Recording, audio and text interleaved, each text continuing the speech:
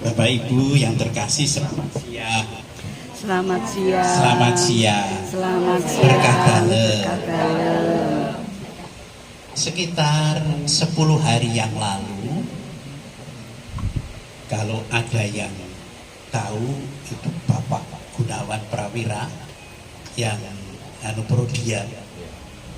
10 hari tahun yang lalu itu 10 hari yang lalu itu ngebel saya dan mengatakan, Romo jangan lupa ya, nanti 16 Agustus Romo pimpin misa ulang tahun pernikahan saya yang ke-60. Romo sudah janji loh.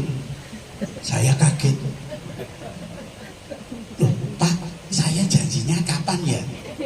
10 tahun yang lalu. Waduh.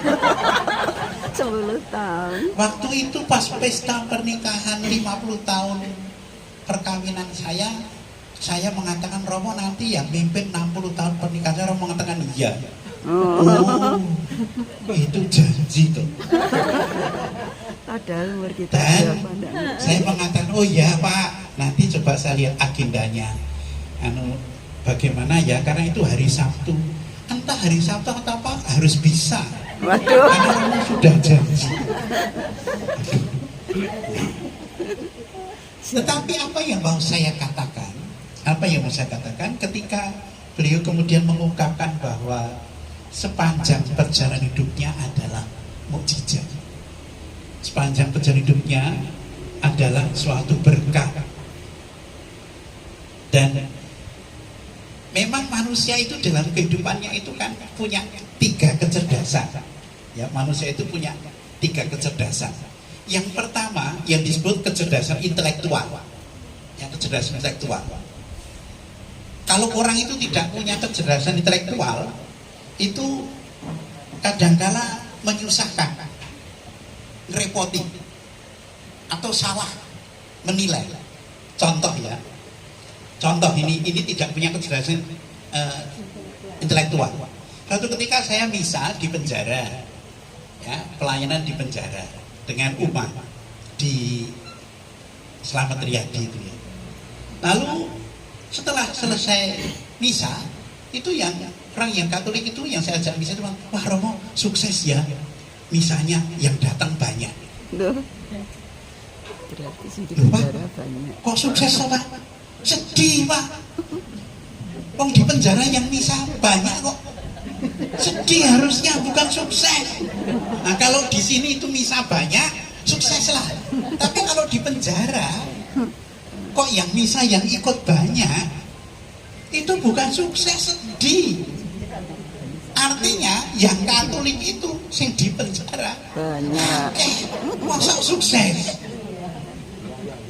Nah itu salah satu bukti tidak punya kecerdasan intelektual. Lalu pernah juga ya dalam rapat suatu dewan paroki, salah satu dewan paroki, nanti pas hari ulang tahun paroki kita Romo kita hadiahkan untuk umat pohon, ya pohon-pohon untuk ditanam. Loh Pak, kok kok hadiahnya pohon untuk ditanam? Ini kan kalau bulan Agustus itu kering, ya kering, sehingga nanti kalau ditanam kan gimana? Ya justru kering itu Romo supaya nanti kalau pas menanam tidak kehujanan.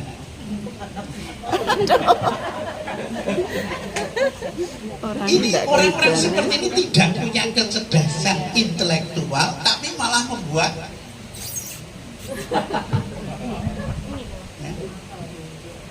Tetapi orang yang punya kecerdasan intelektual itu dari pemikirannya itu bisa memberikan suatu solusi. Memberikan suatu solusi. Itu kecerdasan intelektual. Yang kedua, orang yang memiliki kecerdasan emosional. Kecerdasan emosional itu kalau di dalam bahasa Jawanya itu ngerti dugo kiro. Ya, kapan saya bisa menyampaikan ini dengan ketegasan, kapan saya harus menyampaikan ini dengan lembut, atau bahkan oh oh ini perlu saya sampaikan sekarang, tidak perlu sekarang, bukan besok-besok lagi karena penting, atau oh ini tidak bisa saya sampaikan sekarang tapi nanti, oh ini bisa tak sampaikan di depan umum, oh ini tidak. Itu kecerdasan emosional. Saya dulu pernah berikan contoh pengalaman ketika memberi rekoleksi ibu-ibu di Klaten itu ya. Saya berikan contoh. Jadi saya duduk di sini ada seorang ibu, ini ada ibu. Nah ibu yang sini itu pas makan mengeluarkan bungkusannya itu daging anjing. Nah pas makan ini yang sini mengeluarkan daging anjing. Kamu mau? Nawari, yang ini tuh nawari, ada yang ini itu apa?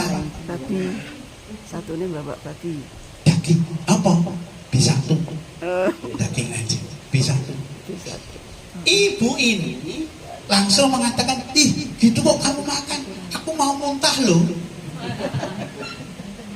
Wah terus ngomong sampai ibu yang ini berhenti makannya itu berhenti begini, tapi yang ini tuh masih ngomong terus. Nah lalu saya itu pengen menghentikan ibu ini, tapi kalau menghentikannya itu langsung kan, bu mbok ya diam gitu kan ya, malu nanti tersinggung.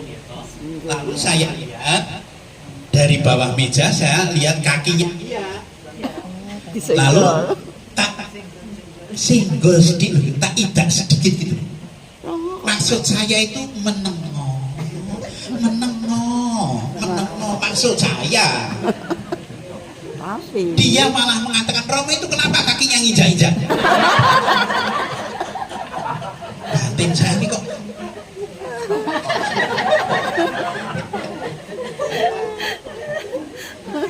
kalau sudah yang yo ora doyan yo ora apa-apa, ning ojo jangan sampai menyakiti hati yang akan itu dan tidak paham perasaannya itu, tidak paham ya.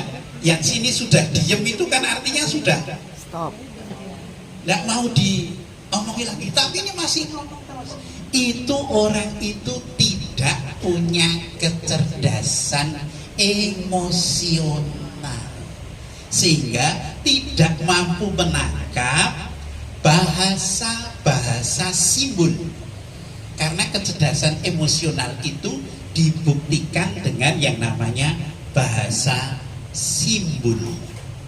Kalau orang bisa menangkap bahasa simbol, misalnya ada orang tertawa, itu pun sudah bisa membedakan kok ini tertawa senang atau tidak berdaya.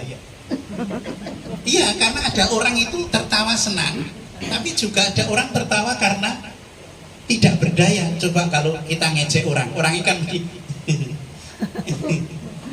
tapi itu bukan senang, itu tidak berdaya.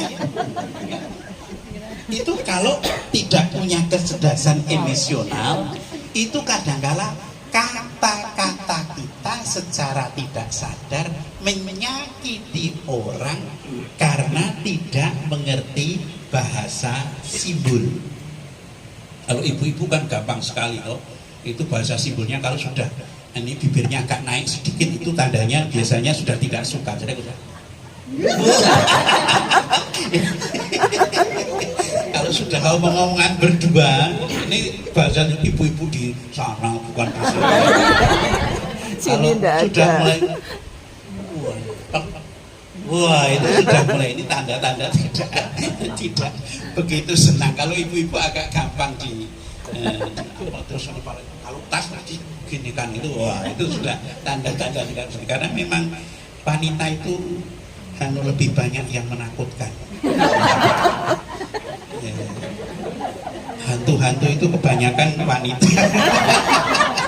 Kuntilanak.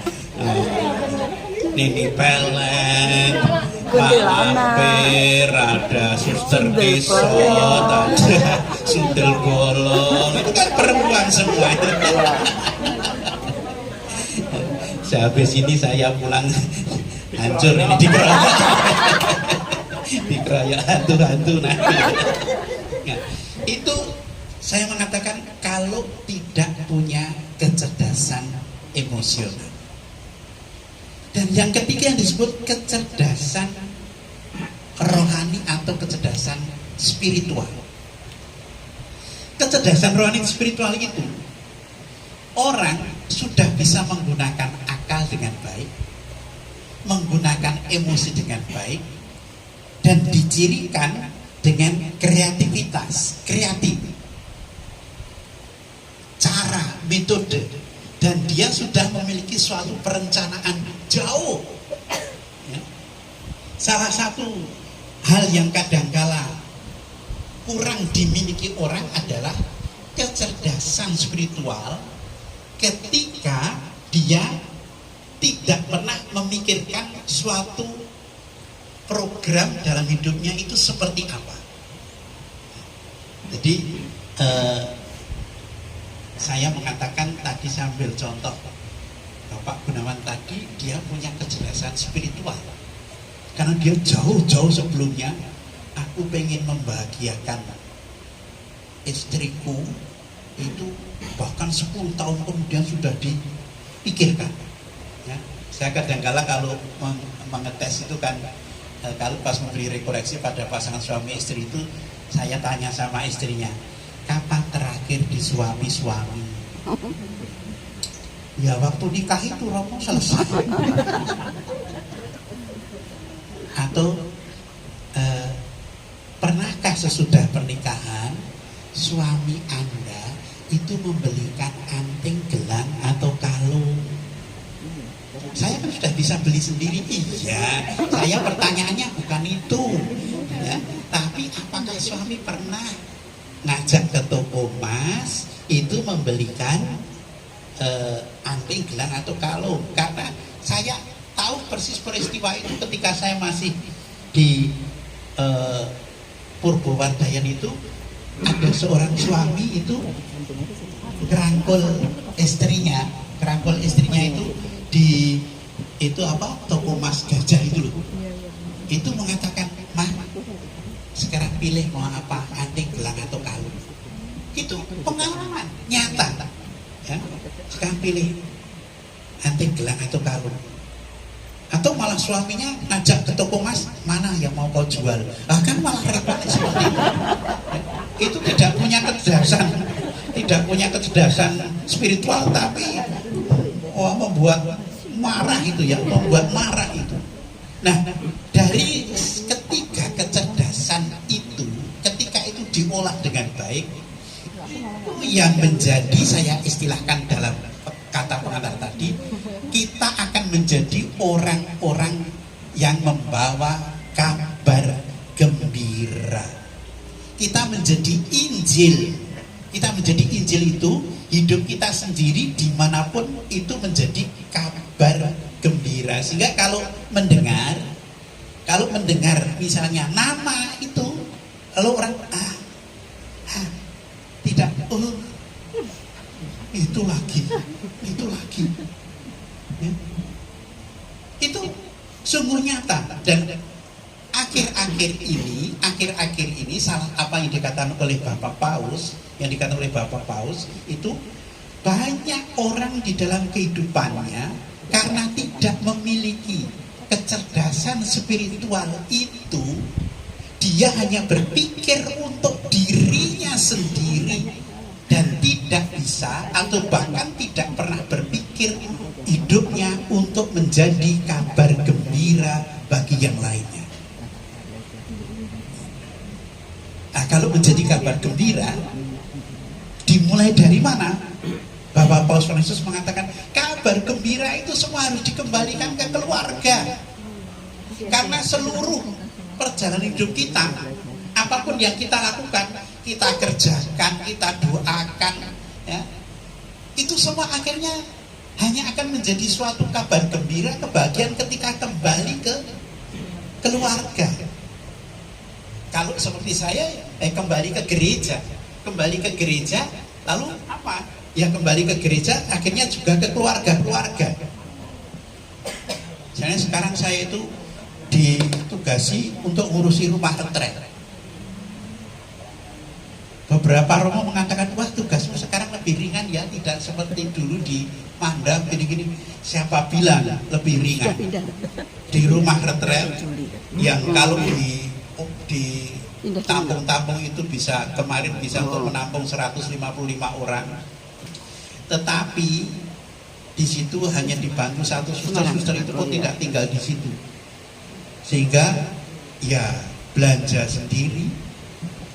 Lalu kemudian kalau mau ada tamu yang banyak itu harus cari tukang masak, ya, nanti harus tester apa masakan itu, dan kalau nanti semua yang ikut retret itu makan itu saya juga akan melihat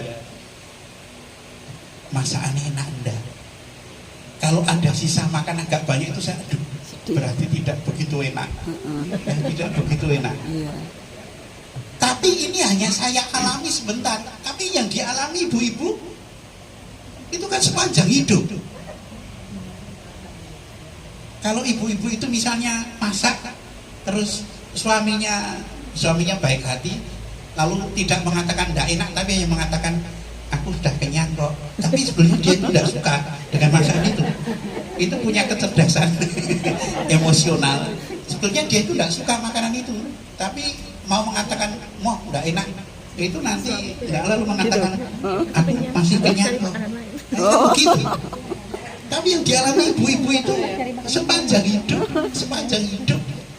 Nah, maka saudara yang terkasih dalam Tuhan, mari kita memiliki kecerdasan spiritual dengan memiliki program yang pertama-tama itu program itu dari diri sendiri.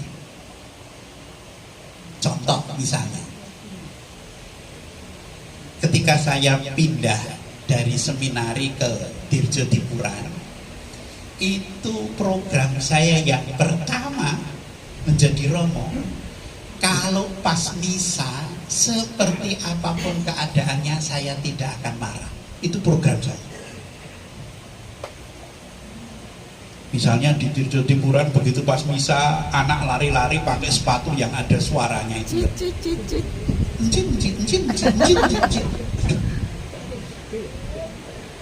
Aku sudah punya program tidak akan marah. Berikutnya di depan gereja itu orang jualan toek-toek. Anak dibelikan, itu ibunya kan tidak punya kecerdasan itu toh. Anaknya dibelikan toek-toek, dibawa masuk.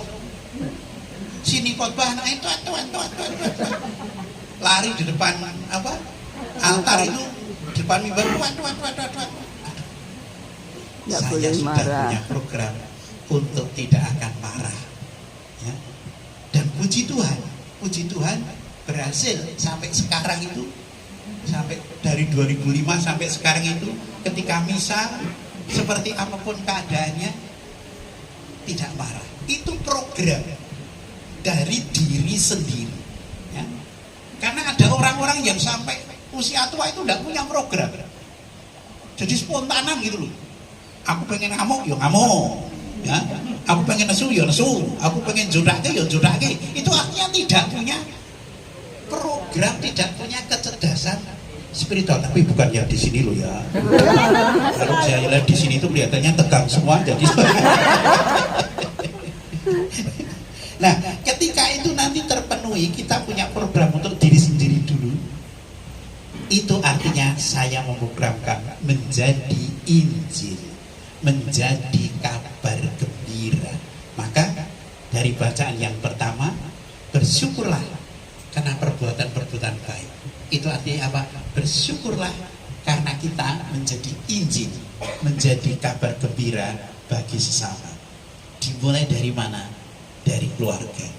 Ketika seorang nenek bisa jadi kabar gembira bagi cucu-cucunya, bagi anaknya, bagi mantunya, itu jadi Injil.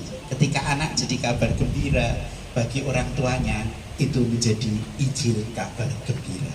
Semoga Tuhan sungguh memberikan berkat itu kepada kita, sehingga kita menjadi kabar gembira. Amin.